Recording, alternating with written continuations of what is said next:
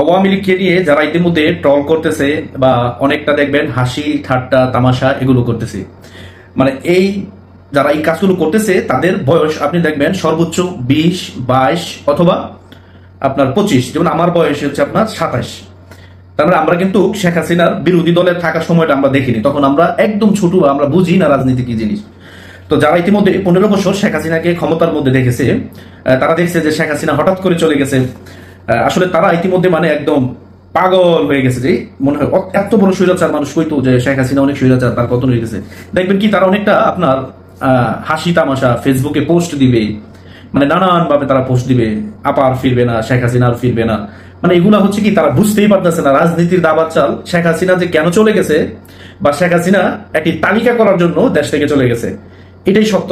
আমি আপনাদেরকে যদি বলি, শেখ হাসিনা শুধু দেখতে চেয়েছে যে এদেশের বিরুদ্ধে 15 বছর যে রাষ্ট্র পরিচালনা করলাম, এই 15 বছরের ভিতরে যে উন্নয়নগুলো করলাম, আসলে এই দেশ নিয়ে কারা ষড়যন্ত্র করতেছে। শেখ হাসিনা তো বলছেই যে তোমরা সেফটে চলে যাও, বাচ্চারা বা শিক্ষার্থীরা তোমাদের উপর গুলি চালাবে, হত্যা করবে, তৃতীয় পক্ষ এখানে ঢুকে পড়েছে।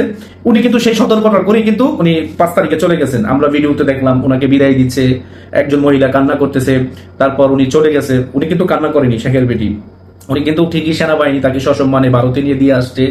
তো এখন উনি সেখানে বসে বসে বাংলাদেশের বিষয়গুলো আপনার পর্যবেক্ষণ করতেছে। যেমন ইউনূস বলেছিল না যে আমি বাংলাদেশের ক্ষমতা চাই, সেও কিন্তু অল্প সময়ের জন্য হলেও ক্ষমতা সে পাইছে।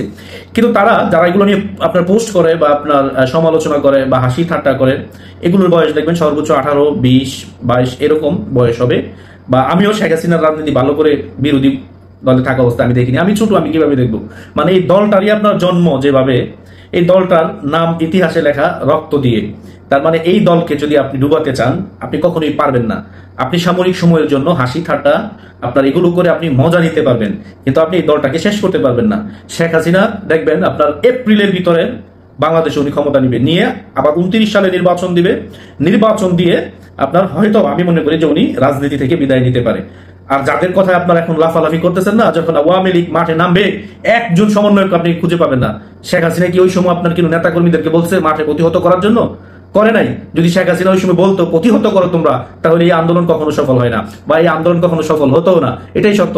কিন্তু শেখ হাসিনা জানে যদি ওই সময় প্রতিহত করতো, তাহলে এই পুরো দায়ভার শেখ হাসিনার উপরে পড়তো। কিন্তু এখন যত দায়ভারের কথা বলা হচ্ছে, এগুলো একটাও শেখ হাসিনার উপরে পড়বে না।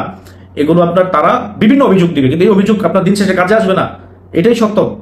এটাই সত্য কথা। আপনি যদি মানেন বা না মানেন আপনার ব্যক্তিগত বিষয়, কিন্তু শেখ হাসিনা যদি না যেতেন তখন উনি এই পরিস্থিতি পর্যবেক্ষণ করতে পারতেন না। আমি এটাই বললাম যে শেখ হাসিনা একমাত্র ভারতে চলে গেছে এই পরিস্থিতি পর্যবেক্ষণ করার জন্য উনি বাংলাদেশ থেকে চলে গেছেন। তো অবশ্য যারা হাসি ঠাট্টা করতেছেন শেখ হাসিনা আসতে পারবেন না, আমি তাদেরকে উদ্দেশ্য করে বলি, মানে হার্ট অ্যাটাক করবেন আপনি। এটাই সত্য কথা, আপনি হার্ট অ্যাটাক করবেন যখন শেখ হাসিনা বাংলাদেশে আসবে। শেখ হাসিনা সম্বন্ধে আপনাদের ধারণা নাই। যারা এখন হাসি ঠাট্টা করতেছেন না, শেখ হাসিনার সম্বন্ধে আপনাদের ন্যূনতম ধারণা নেই। তখনই বুঝবেন যখন শেখ হাসিনার বাংলার মাটিতে পা দিবে, তখনই আপনি বুঝতে পারবেন।